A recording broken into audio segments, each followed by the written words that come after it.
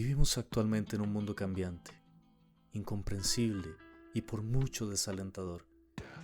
Estamos en una búsqueda constante de respuestas y de encontrarle sentido a nuestra vida. Les doy la más cordial bienvenida a Tu Palabra es Verdad, un espacio donde nos adentraremos a las profundidades de las Sagradas Escrituras, buscando respuestas a las grandes interrogantes de nuestra vida. Acompáñenos. Hoy vamos a estudiar a partir del capítulo 7 del Génesis y estábamos viendo el tema del diluvio, ¿verdad? O el previo al diluvio, cómo eran los tiempos antes de que viniera el diluvio, los tiempos de Noé, lo que nuestro Señor nos dice en su palabra, en Mateo 24, que el final de los tiempos serán como los tiempos de Noé. Así que yo les había pedido que era muy importante poner atención a este tema, precisamente para eso, para analizar cómo eran los tiempos de Noé y si esos tiempos coinciden o están coincidiendo con los tiempos que estamos viviendo actualmente, viendo que estos tiempos van a delimitar el final de los días del mundo tal como lo conocemos, antes de la gloriosa venida de nuestro Señor Jesús. Estamos dando un tiempito más para que más personas se puedan unir a través de las diferentes plataformas. Estamos por Instagram en vivo y estamos también por Zoom. Hoy, a partir del capítulo 7 del Génesis, hoy vamos a estar con el capítulo 7 del Génesis, concentrándonos específicamente en la parte del diluvio. Anteriormente veníamos analizando cómo el Señor se había manifestado a Noé, le había indicado el juicio que venía, el juicio que vendría, le había indicado a Noé la razón por la cual vendría este juicio. Se había multiplicado la maldad, los hombres estaban desarrollándose o la población mundial estaba creciendo de manera exponencial muy grande. Y no solo estaban creciendo en números, sino que también estaba creciendo la maldad. Quiere decir que la gente prácticamente no tenía ley, que cada quien hacía lo que le daba la gana. Se casaban, bebían, comían, o sea, hacían su día a día con total libertad y normalidad, hasta que vino el diluvio y no se dieron cuenta y se los llevó. Eso nos dice Mateo 24. Y así como el final de los tiempos será igual, la gente estará tan distraída por las cosas del mundo, tan distraída por sus afanes, que lo que menos les interesa es conocer de Dios y lo que menos les interesa es tener una relación, una comunión con Jesucristo. Así que, por el contrario, Jesús nos pide que permanezcamos velando y orando, estando atentos, perdón, en contraposición a estas personas que no van a estar atentas, que van a estar tan distraídas que no se van a dar cuenta ni siquiera cuando venga el rapto, y segundo, tampoco se van a dar cuenta cuando venga los juicios de Dios al final de los días, y mucho menos van a estar preparados para la venida de Jesús. Así que nosotros estamos a la luz de la palabra, estudiando, velando y orando para conocer estas cosas, para estar preparados y que no nos sorprenda aquel día como ladrón en la noche. Como dice la palabra también, si el padre de familia supiera a qué hora va a venir el ladrón a su casa, no dormiría, sino que estaría vigilante y esperándolo, posiblemente con un garrote en la mano o con una pistola. Así que si nosotros estamos velando y orando, no nos va a sorprender aquel día, no nos va a tomar por sorpresa aquel día, el día de los juicios, de la ira de Dios, sino que vamos a estar preparados. Muchas personas se van a perder, muchas personas las va a sorprender este día, no se van a dar cuenta, así como en los días de Noé. Solamente Noé y sus hijos y sus esposas estaban preparados de una manera no solo física, sino una manera espiritual, tenían una relación con Dios, le creían a Dios, y esto les permitió librarse de los juicios que vendrían, ¿verdad? estaban atentos a la voluntad del Señor, atentos a hacer lo que el Señor les estaba pidiendo que hicieran, lejos de tener sentido o no. Ante el mundo quizás lo que Noé y sus hijos estaban haciendo no tenía ningún sentido. Ante los ojos del mundo quizás muchas de las cosas que nosotros estamos haciendo no tienen sentido. Por ahí lo comentábamos el jueves pasado, que, que quizás los sábados son días para que el mundo pues aproveche y se vaya de fiesta y vacile.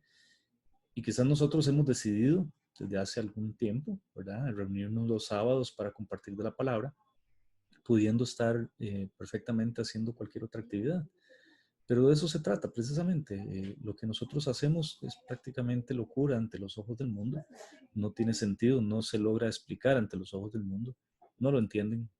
Pero nosotros sí a la luz de la palabra sabemos que estamos preparándonos para que el día a día no nos sorprenda, ¿verdad? Para que tampoco venga ese día de los juicios de Dios y nos sorprenda, sino que estemos preparados sabiendo que el Señor va a venir por nosotros.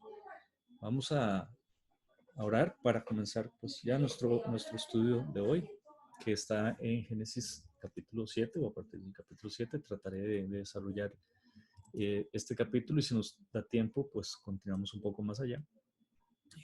Padre, gracias te damos en el nombre de Jesús, porque tu bondad se ha extendido hasta esta hora, Señor. Desde la mañana nos permitiste abrir los ojos y darnos vida, esa vida, Señor, que tú quieres para nosotros, esa vida abundante que tenías planeada para nosotros. Has sido bondadoso y misericordioso, Señor, y nos permitiste no solo tener vida, sino tener una casa, tener sustento, tener abrigo, tener familia, personas que nos quieren, Señor, y la oportunidad de compartir este mensaje, de vivir bajo tu palabra, Señor, de aprender un poco más de ti y de prepararnos y seguir entrenando nuestro espíritu para tu venida, Señor. Estar preparados para que ese día no nos sorprenda, Señor, sino que estemos con nuestros rostros alzados y levantados, porque nuestra redención está cerca.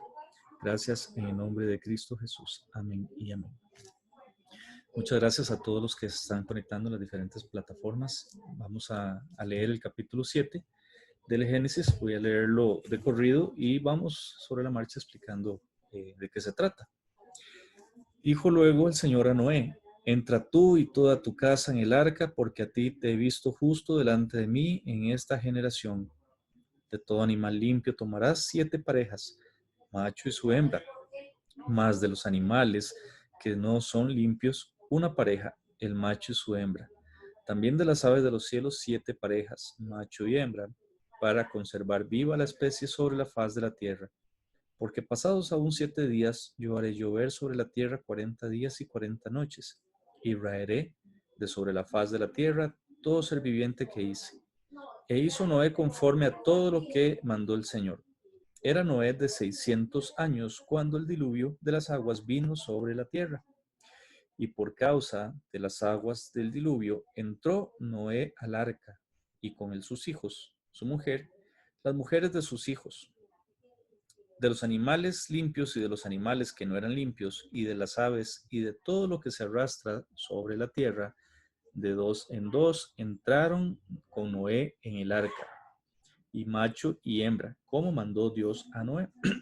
Y sucedió que al 7º día las aguas del diluvio vinieron sobre la tierra, el año 600 de la vida de Noé, en el mes segundo, a los 17 días del mes. Aquel día fueron rotas todas las fuentes del gran abismo, y las cataratas de los cielos fueron abiertas.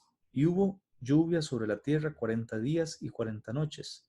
En ese mismo día entraron Noé, y Sem, y Cam, y Jafet, hijos de Noé, la mujer de Noé, y las 3 mujeres de sus hijos con él en el arca, ellos y todos los animales silvestres según su especie, y todos los animales domesticados según su especie, y todo reptil que se arrastra sobre la tierra según su especie, y toda ave según su especie, y todo pájaro de toda especie. Vinieron pues con Noé al arca, de 2 en 2, de toda carne en que había espíritu de vida. Y los que vinieron, macho y hembra de toda carne, vinieron, como le había mandado Dios, y el Señor cerró la puerta. Y fue el diluvio 40 días sobre la tierra, y las aguas crecieron y alzaron el arca, y se elevó sobre la tierra. Y subieron las aguas y crecieron en gran manera sobre la tierra, y flotaba el arca sobre la superficie de las aguas. Y las aguas subieron mucho sobre la tierra, y todos los montes altos que había debajo de todos de los cielos, fueron cubiertos. 15 codos más altos subieron las aguas, después que fueron cubiertos los montes. Y murió toda carne que se mueve sobre la tierra, así de aves como de ganado y de bestias, y de todo reptil que se arrastra sobre la tierra, y todo hombre, todo lo que tenía aliento de espíritu de vida en sus narices, todo lo que había en la tierra murió.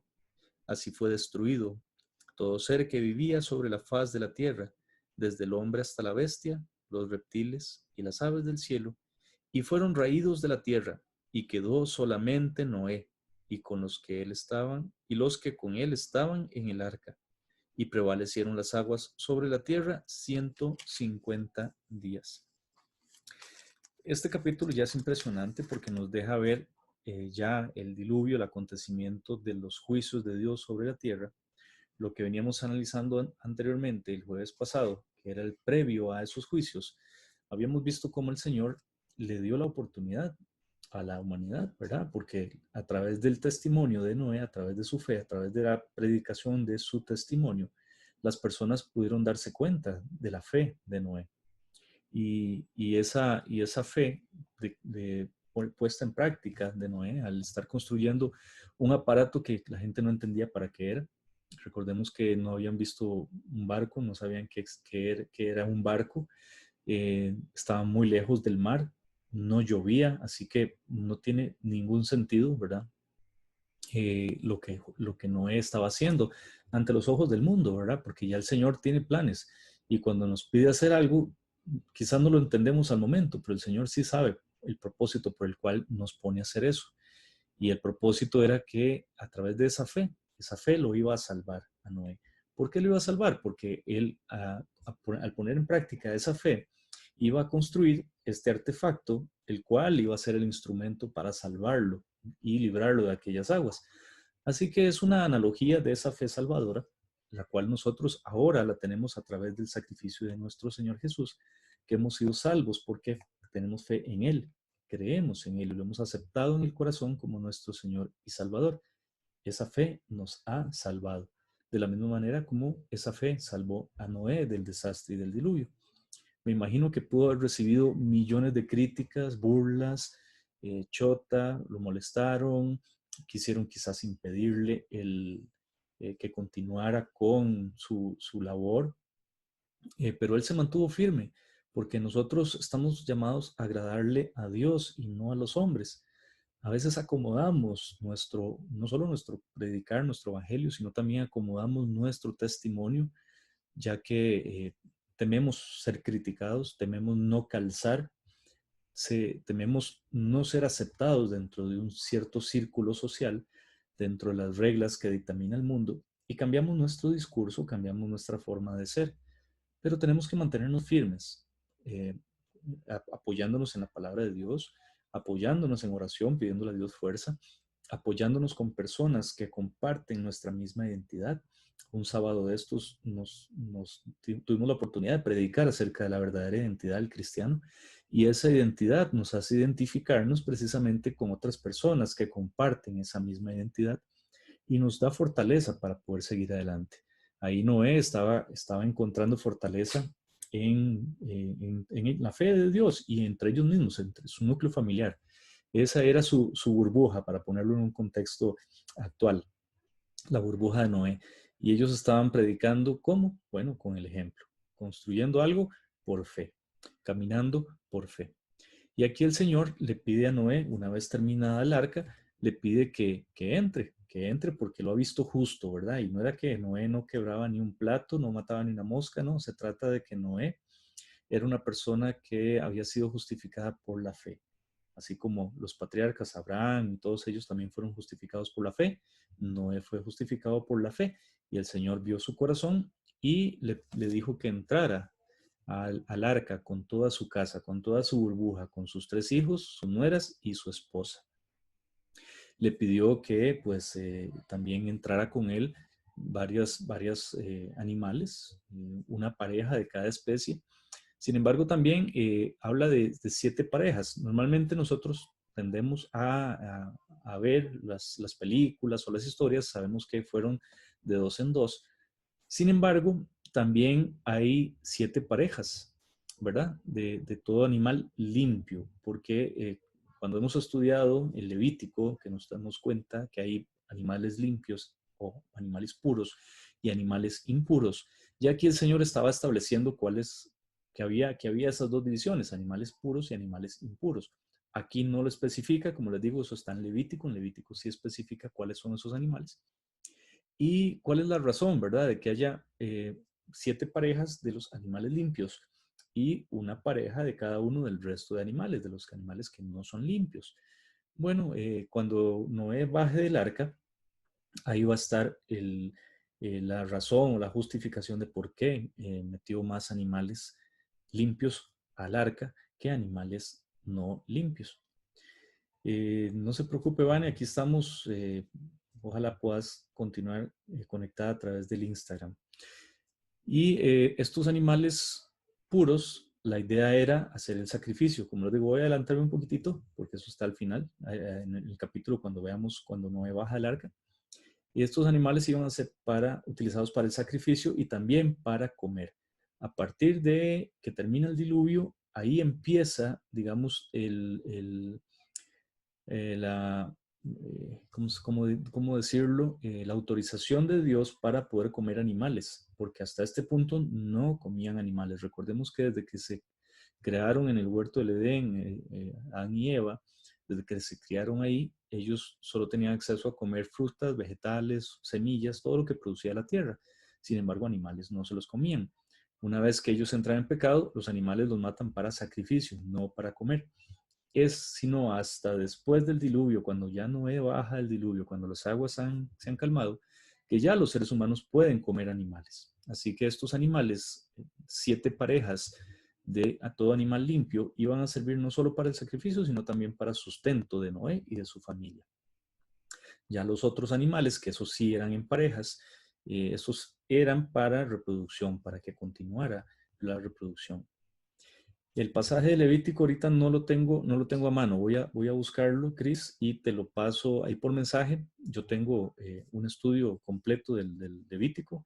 Lo estuvimos estudiando el año pasado. Duramos varios meses estudiando Levítico, solo que la memoria aquí ahorita me falla para darte exactamente cuál es el pasaje. Pero lo busco y te lo paso. Eh, Dice, sí, porque pasados aún 7 días yo haré llover sobre la tierra 40 días y 40 noches, ¿verdad? ¿Qué quiere decir esto?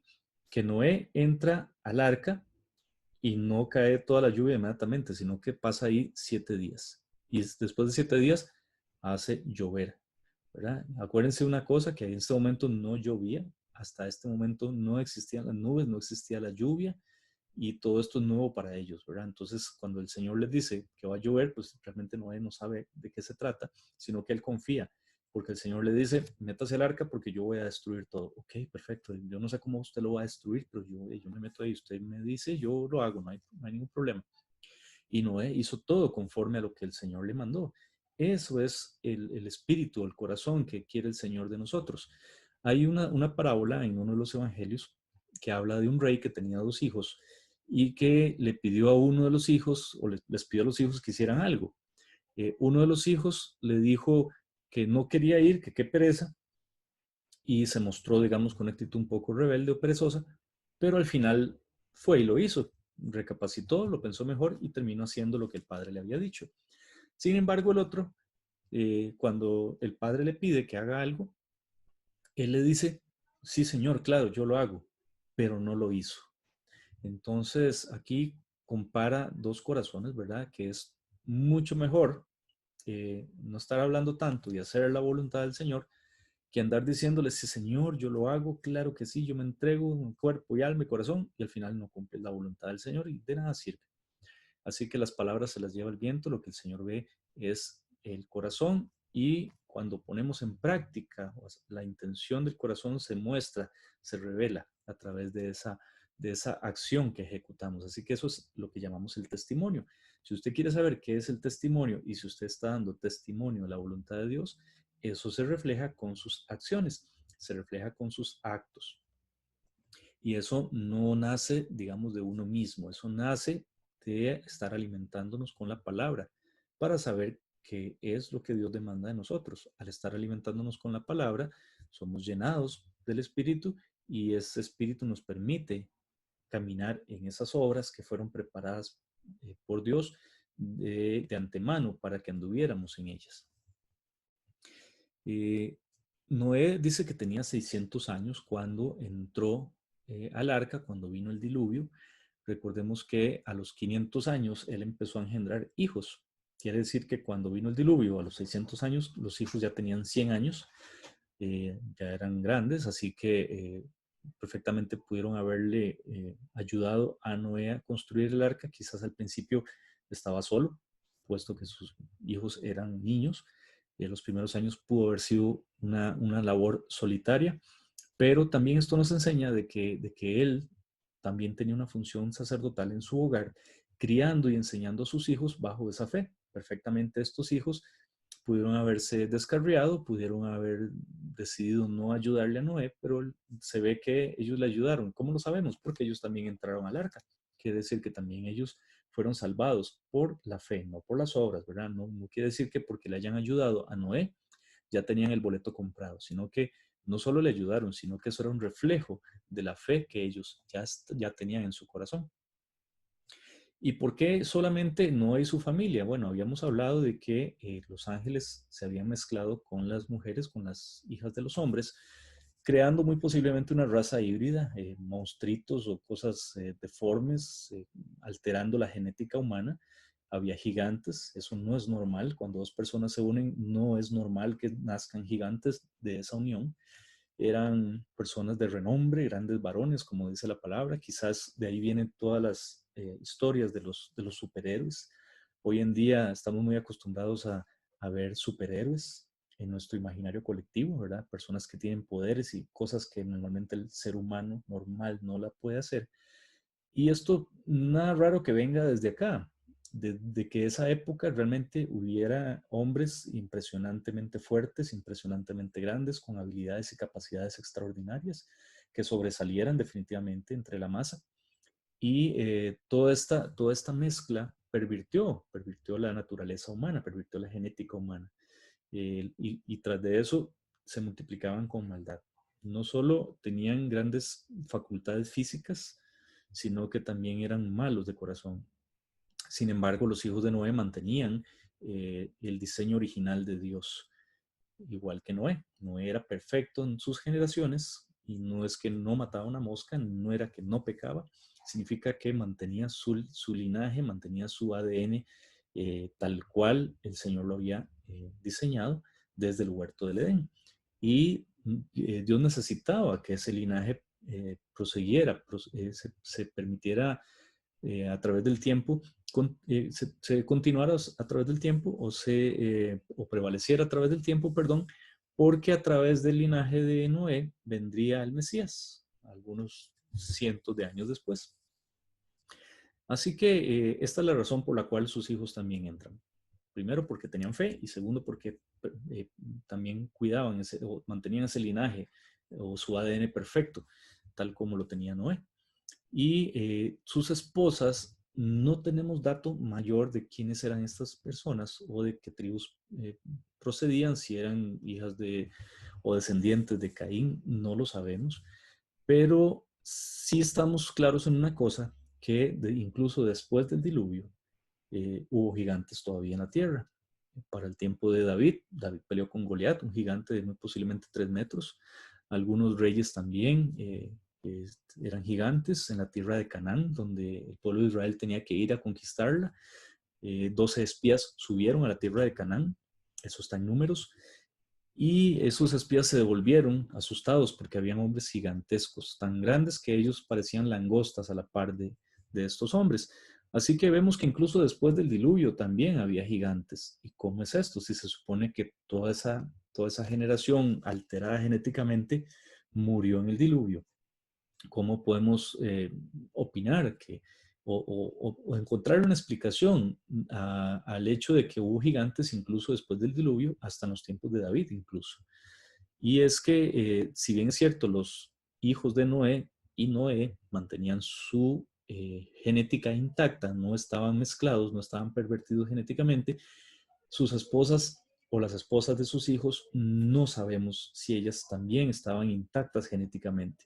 Así que si pensamos un poquito y vemos que después del diluvio todavía había algunas generaciones que procreaban gigantes, muy posiblemente, y esto es una opinión personal, muy posiblemente alguna de las esposas de los hijos de Noé pertenecía a esta raza híbrida, ¿verdad? Y traía ese gen, esa mutación genética que permitiría años después, todavía incluso después del diluvio, permitir que nacieran gigantes. Y si estos gigantes estaban en la tierra de Canaán, y Canaán era nieto de Can, Can era uno de los hijos de Noé, eh, podemos concluir de que sí, que la esposa de Can era la que traía este gen alterado y que años después todavía continuaría reproduciéndose ese gen, tanto así que David se enfrentó a Goliat. Goliat era un gigante.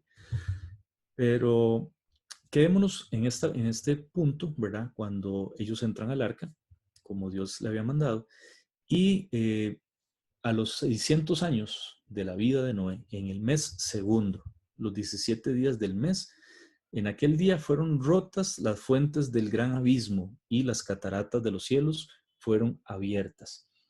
Eh, Dice que pues había tanta agua que llenó la tierra por completo, incluso sobrepasó el monte más alto, es casi 7 metros. Nosotros sabemos que el monte más alto es el monte Everest, con casi 9 kilómetros quizás de altura, por ahí anda, no preciso el dato exacto, pero imagínense ustedes la cantidad de agua que se necesita para que suba el nivel tanto que llegue al monte Everest y lo sobrepase. Y eso hablando de toda la superficie del mundo, ¿verdad? No hay agua ahorita en la Tierra que sea suficiente para llenar la tierra, me explico. El agua que ya existe se recicla, ¿verdad? Está el ciclo hidrológico, se evapora, se convierte en nubes, llueve y vuelve a caer a la tierra, pero es la misma agua, no hay agua de más. Quiere decir que con el agua que ya estaba en la tierra es imposible que se llene la tierra. Podrán haber maremotos, tsunamis, y el mar se desborda y llega hasta cierta parte de la playa, pero ese mismo mar lo que hace es que se vacía un poquito y llega a las costas, ¿verdad? Pero incluso no es capaz de inundar un país completo. Sin embargo, ¿de dónde sale entonces toda el agua que se necesita para no solo inundar el mundo completo, sino llenarlo hasta arriba, 9 kilómetros por toda la superficie volumétrica de la Tierra y sobrepasarlo 7 metros más? ¿De dónde viene entonces toda esta agua? Esta agua de lluvia no fue que se secaron los mares y llovió todo. Incluso si aunque así fuera, que se secaran los mares, que se secaran los ríos, que se evaporaran, se convirtieran en nubes y volvieran a caer a la tierra, caerían, pero volverían otra vez, quizás inundan el área, pero vuelven otra vez a situarse en las cuencas de los océanos, de los ríos, de los lagos. Entonces, ¿de dónde sale tanta agua para llenar la tierra? Cuando estábamos estudiando los primeros capítulos del Génesis, que el Señor creó los cielos y la tierra, establecimos de que la tierra como tal era una esfera en el centro de una gran burbuja de agua y que cuando el Señor divide las aguas para colocar el firmamento en medio de las aguas, eso está en el Génesis 1, dice que dividió las aguas, separó las aguas de arriba y las aguas de abajo, y las aguas de abajo las llamó mares y ríos, y en el medio puso el firmamento, o sea, el universo. Quiere decir que por encima del firmamento, por encima del universo, más allá de lo que nuestra vista o nuestra imaginación pueda comprender, habían unas aguas, y estas aguas estaban reservadas para este juicio.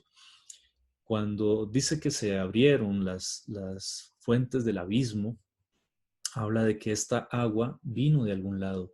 El cielo se abrió y cayó toda esta agua, literalmente cayó así como si echaran una cubeta de agua en la cabeza. Es un solo golpe, se siente el golpe de agua.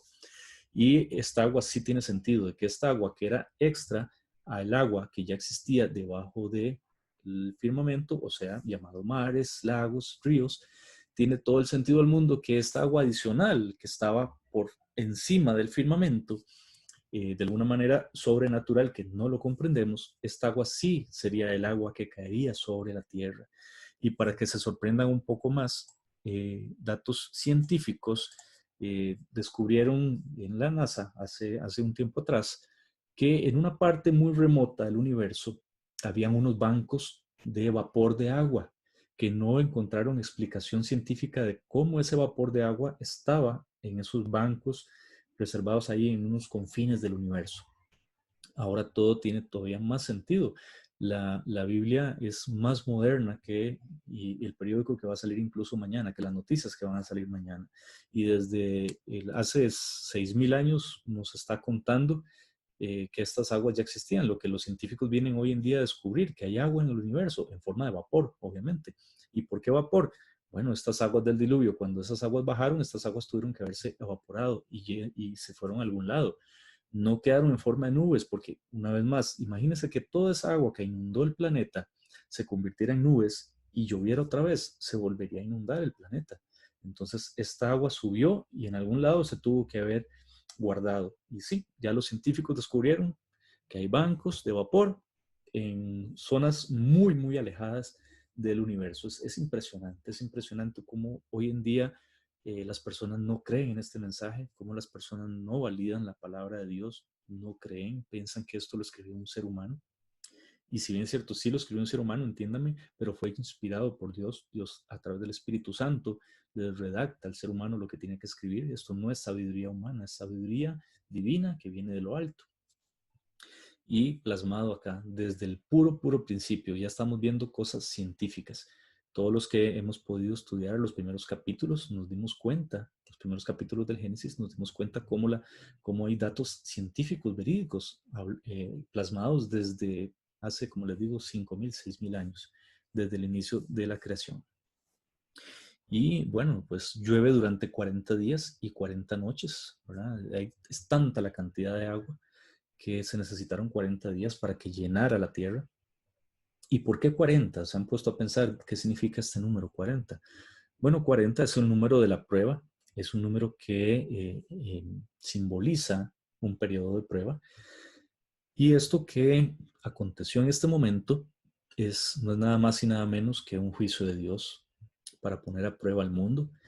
Si bien es cierto, en este momento cae el agua y no se salva a nadie, tuvieron chance y tuvieron oportunidad de ser salvos. ¿Cómo? Noé construyó esta arca y muy posiblemente tardó unos 120 años construyendo el arca. Quiere decir que el mundo tuvo tiempo suficiente para poder observar el testimonio de Noé, para poder cuestionarse acerca de qué era lo que estaba pasando y buscar a Dios, pero no lo hicieron. ¿Verdad? El juicio de Dios no viene de repente en el sentido de que viene sin aviso. ¿Verdad? Las personas que están distraídas puede ser que no lo noten y las tome por sorpresa, pero ninguno de ellos cuando muera puede llegar a reclamarle a Dios, a decirles que no me avisaste, no me dijiste nada. ¿Verdad? El Señor siempre anuncia las cosas que va a realizar antes a sus siervos los profetas. Quiere decir que todo lo que el Señor va a hacer ya está aquí en la palabra de Dios. Aquí está en su palabra. Ya Él lo anunció todo.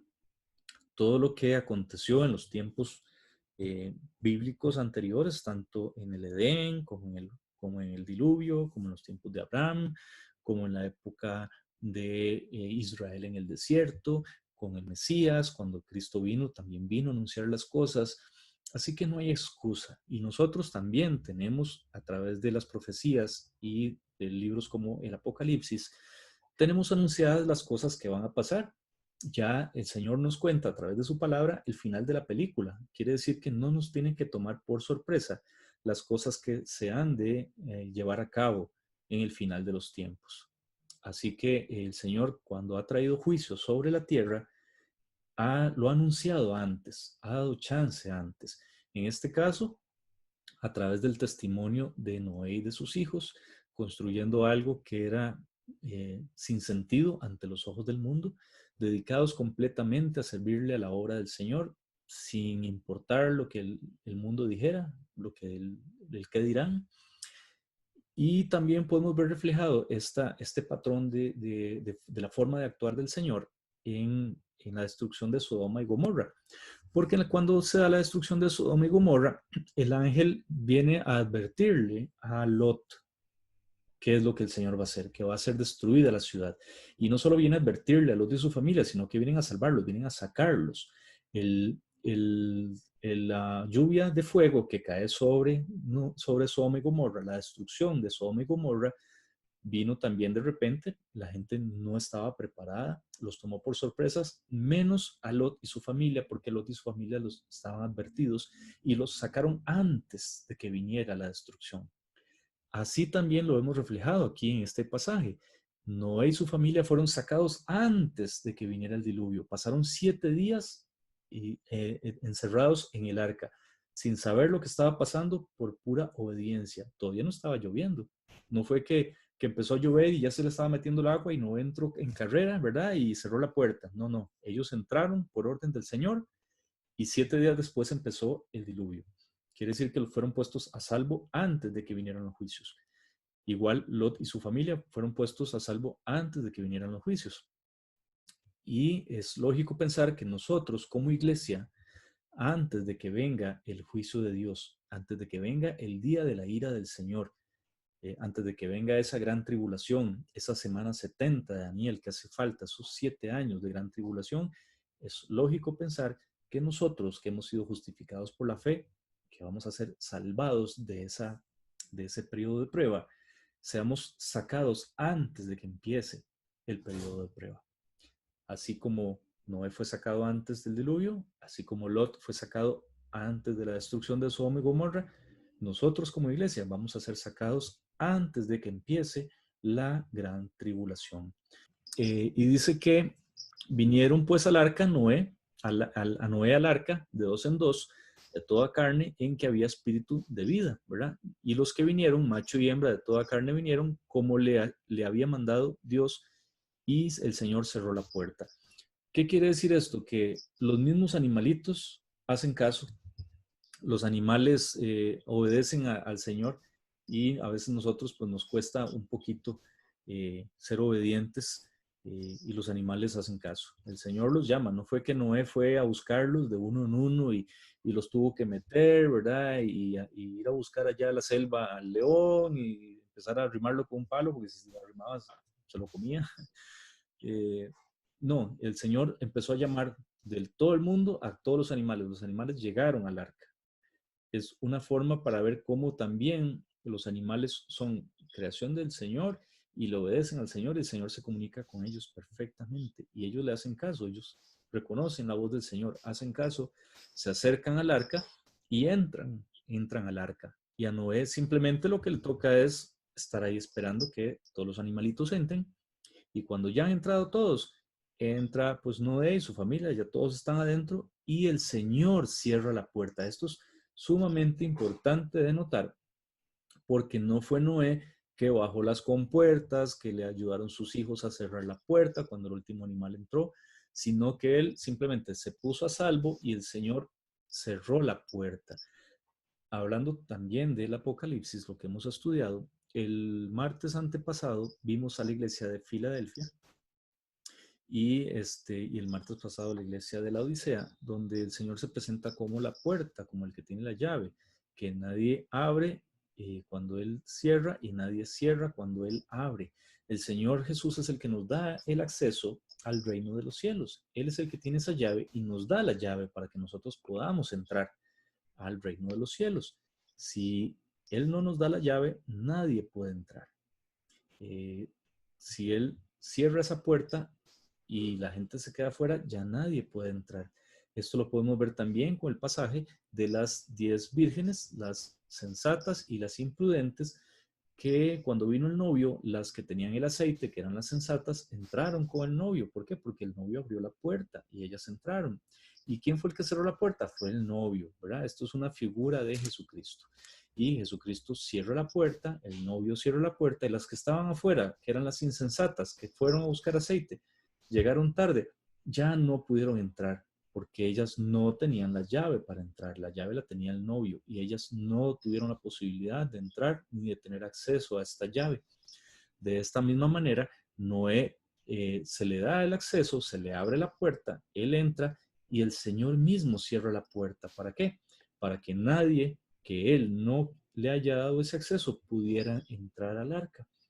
Esto es una figura también de esa salvación y es una figura del arrebatamiento. Este arrebatamiento que va a pasar, que va a acontecer en algún momento, y el Señor nos abre la puerta del cielo, como lo vamos a ver el próximo martes, el Señor nos abre la puerta del cielo, entramos y Él cierra, y ya, se acabó, ya nadie más entra. Esto lo estamos viendo aquí representado con el diluvio, con el arca. Cuando no entra, el Señor cierra la puerta. Listo, ya no hay salvación para todos aquellos que quedaron afuera. Y todos aquellos que quedaron afuera no solo iban a padecer la muerte física, iban a ahogarse, a morirse de diferentes maneras, toda carne iba a morir, todo ser humano iba a morir, todos los que quedaron afuera, sino que también espiritualmente estas personas se iban a perder, se iban a condenar eternamente. Recordemos que la muerte es simplemente un paso, la muerte no significa que termina la existencia o dejar de existir, significa que se acaba el cuerpo físico natural, pero el alma y el espíritu prevalecen y el alma y el espíritu son eternas. Y cuando una persona muere y se condena, su cuerpo muere y se deshace, pero su alma y su espíritu se condenan eternamente. Quiere decir que van a estar por siempre lejos de la presencia del Señor, en tormento y en sufrimiento eterno. Y aquellas personas que son salvas, podrá también incluso experimentar una muerte física, su cuerpo podrá deshacerse y volverse el polvo, pero su espíritu y su alma permanecen eternos y van a la presencia del Padre. Y en algún momento esperaremos por la resurrección. Y esas personas que murieron en Cristo van a resucitar para vida eterna. Y los que murieron sin salvación igualmente van a resucitar, pero para condenación eterna, para recibir la segunda muerte, como nos dice Apocalipsis. Y el diluvio fue 40 días sobre la tierra, y las aguas crecieron y alzaron el arca y se elevó sobre la tierra, y subieron las aguas y crecieron en gran manera sobre la tierra, y flotaba el arca sobre la superficie de las aguas. Esta arca fue hecha de tal manera que protegiera a Noé y a todos los animales, que el agua no pudiera entrar. Noé la tuvo que calafatear, tuvo que sellarla con brea por dentro, y la madera con la que fue hecha es madera de gofer, que muy posiblemente era una madera de cedro, ¿verdad? Bastante resistente a la humedad, al agua, y tenía que serlo, porque no solo experimentó una fuerte lluvia o una fuerte inundación durante 40 días, sino que posteriormente a eso pasó 150 días todavía flotando y estando expuesta al agua y a la humedad. Quiere decir que es una madera muy resistente y que tenía que estar construida de tal manera que fuera no como un barco como lo conocemos hoy en día, que son barcos pues que tienen una cubierta y son abiertos. Esto era más como un tipo de caja, llamémoslo así. Era una caja prácticamente sellada por todo lado, donde solo había una ventana y una puerta.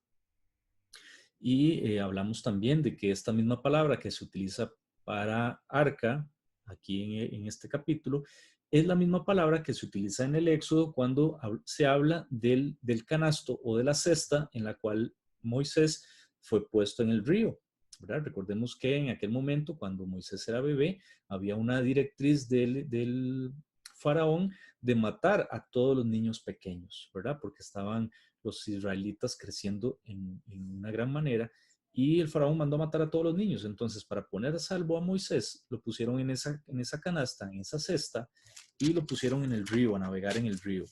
Y río abajo se lo encontraría la hija del faraón, y de esta manera Moisés estaría a salvo.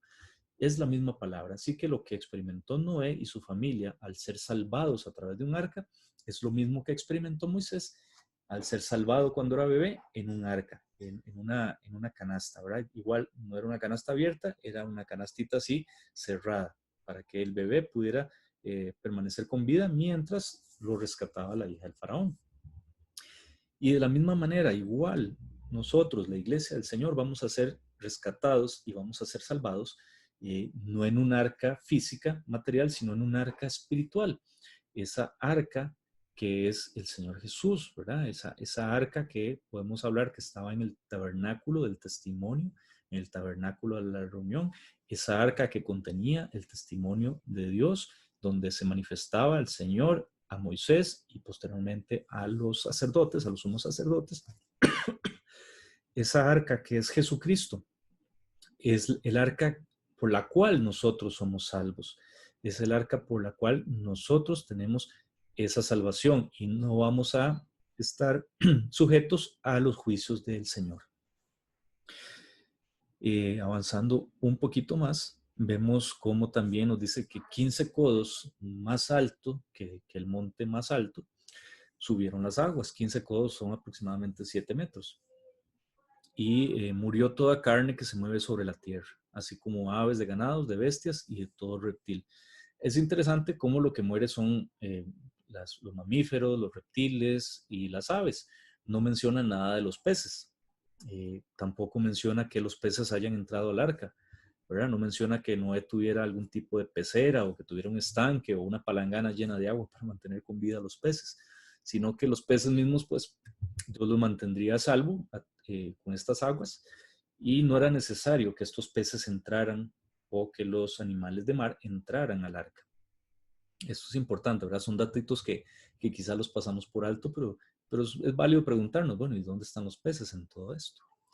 Y así fue destruido todo ser que vivía sobre la faz de la tierra, desde el hombre hasta las bestias, los reptiles, las aves de los cielos, y fueron raídos de la tierra, y quedó solamente Noé, y los que con él estaban, que eran sus hijos y sus esposas, y la esposa de Noé, obviamente. Y prevalecieron las aguas sobre la tierra 150 días. Estos son 5 meses aproximadamente. Así que Noé lleva 7 días en el arca, más 40 días y 40 noches donde estuvo continuamente la lluvia. Y después de eso, 150 días más, 5 meses. Quiere decir que estuvo prácticamente 6 meses y medio metido ahí en el arca, con todos los animales, sin saber qué hacer, ¿verdad? Porque no había más noción de la que ya el Señor le había dado, de lo que le había dicho. Entra en el arca porque yo voy a destruir todo. ¿Qué es lo que estaba pasando allá afuera? Noé no tenía ni la menor idea. Él solamente estaba confiando de que en algún momento eso iba a terminar y que cuando terminara, ¿qué iba a hacer el Señor? Traerlo de vuelta a la tierra. ¿Qué va a pasar con nosotros al final de los tiempos? Vamos a ser sacados, vamos a ser salvados, vamos a ser arrebatados de esta tierra con esta arca espiritual que es nuestro Señor Jesús. Nos va a sacar de aquí para que los juicios se ejecuten sobre la tierra. Una vez que esos juicios se hayan ejecutado sobre la tierra, las aguas van a descender, eh, figurativamente hablando, y vamos a venir con Jesucristo. En su segunda venida, nosotros, la iglesia, vamos a venir a reinar juntamente con Él. Él va a venir a la tierra nuevamente a establecer su reino. Va a ser un reino milenial y al final de ese reino milenial, Él va a entregar el trono al Padre y vamos a vivir una nueva eternidad, por llamarlo de alguna manera, una segunda fase de la eternidad. Y vamos a venir a la tierra otra vez, así como lo estamos experimentando, lo estamos viendo aquí a través del caso de Noé, cómo Noé es rescatado, pasa 6 meses dentro del arca, una vez que las aguas bajan, ya Noé vuelve otra vez a poblar la tierra, a través de Noé y sus hijos. De la misma manera, nosotros vamos a venir nuevamente a la tierra. Y otro aspecto importante, ya para ir cerrando, que me interesa tocar, que este aspecto interesante es que, ¿qué pasó con todas estas almas, verdad? Obviamente todas estas almas que mueren se pierden, descienden al Sheol, al abismo, al sepulcro, al lugar de los muertos. Sin embargo, ¿qué pasa con el tema de los demonios, verdad? Y esto es un punto que quizás no está específico en la palabra del Señor. Solo se menciona en el Nuevo Testamento, ¿verdad? Antes del Nuevo Testamento, a los demonios se les llama o se les conocía como espíritus, espíritus malignos, ¿verdad? Espíritus inmundos, perdón. Y ya en el Nuevo Testamento, cuando viene Jesucristo, empieza a hablar de los demonios, ¿verdad? Empieza a expulsar demonios y se conoce ya esta teología como demoniología. ¿De dónde vienen los demonios? Porque los demonios no son los ángeles caídos. Los ángeles caídos que se rebelaron con Satanás, que son ángeles, que son espíritus, ellos siguen manteniendo su naturaleza de ángeles, solo que caídos, desterrados en maldición, vinieron aquí a la tierra, fueron expulsados. Pero ¿qué pasa con los demonios? Muchos opinan, y esto es una opinión porque no hay datos certeros en la palabra que nos digan de dónde salen los demonios, pero muchos opinan que estos demonios son las almas de estos híbridos, de estos seres híbridos que se crearon de la mezcla de los ángeles con las mujeres, con los seres humanos. Se crean estos demonios cuando viene el diluvio, se consumen los cuerpos, pero estas almas no tienen salvación. Estas almas quedan vagando, quedan perdidas en el mundo. Y son millones de espíritus que quedaron ahí vagando, que son los demonios, porque no tienen una naturaleza realmente humana, porque son híbridos, son perversiones genéticas creados de la mutación o de la mezcla de ángeles con seres humanos. Muchos opinan que de ahí vienen los demonios, que de esta mezcla nacen los demonios cuando es destruido su cuerpo y estos espíritus quedan vagando. Cuando Jesucristo viene a la tierra y se manifiesta, ¿verdad? Los espíritus hablan mucho acerca de los demonios y dice que cuando un demonio es expulsado fuera del cuerpo, estos demonios van a vagan por ahí, por allá, y como no encuentran una nueva casa donde morar, dice que se trae a 7 demonios con él y vuelve a habitar la casa de la cual fue expulsado. Cuando la encuentra barrida y limpia, él viene y con 7 demonios más malos que él, y que el estado último de esta persona va a ser peor que el estado primero. No vamos a entrar mucho en detalle acerca de este tema de la expulsión de demonios y qué pasa con una persona cuando es liberada de un demonio, pero nos damos cuenta que los demonios andan buscando un cuerpo donde habitar, un cuerpo a quien poseer, porque ellos no tienen descanso. Son almas o espíritus que están bajo tormento constante y buscan un cuerpo donde habitar, y tiene todo el sentido del mundo ver que cuando ellos fueron destruidos en el diluvio, pierden su morada física y quedan vagando en tormento espiritual y desean volver a un cuerpo, el cuerpo que quizás tuvieron en algún momento. También cuando el endemoniado gadareno se manifiesta ante el Señor Jesús, viene ante él y le dice, ¿qué tienes contra nosotros, Jesús, Hijo de Dios? ¿Por qué vienes a atormentarnos antes de tiempo? ¿Verdad? Entonces el Señor, los demonios le piden al Señor que les deje por lo menos entrar en los cerdos. Quiere decir que ellos necesitan con mucha ansiedad un cuerpo físico donde habitar. Son expulsados del endemoniado gadareno, el endemoniado gadareno queda libre y los espíritus vienen y habitan en los cerdos. Y dice que los cerdos se vuelven locos, endemonian y salen corriendo, se despeñan y caen al mar y se ahogan estos cerdos. Así que pues esos demonios pierden ese cuerpo físico y quedan otra vez vagando. Como les digo, esto es una hipótesis, no está con claridad en la palabra del Señor, pero podemos atar ciertos cabos y podemos entender, uniendo las piezas, que quizás muy probablemente estos demonios salen, sí, efectivamente, de aquí, del diluvio, cuando se da la destrucción de la carne, y muchas de estas seres que ya habitaban en la tierra ya eran seres monstruosos, no solo gigantes como tal, sino también deformes físicamente, quizás hasta con un ojo, quizás de ahí sale la idea de los cíclopes, personas que tienen deformes las manos, los pies, con fuerza sobrenatural. Así que no podemos decir que eran seres humanos tal cual, el Señor los creó y los diseñó. Hasta aquí llega nuestro programa. Acompáñanos en una próxima edición y los estaré esperando para descubrir juntos cosas maravillosas. Le pido al Padre que los santifique en verdad, porque su palabra es verdad.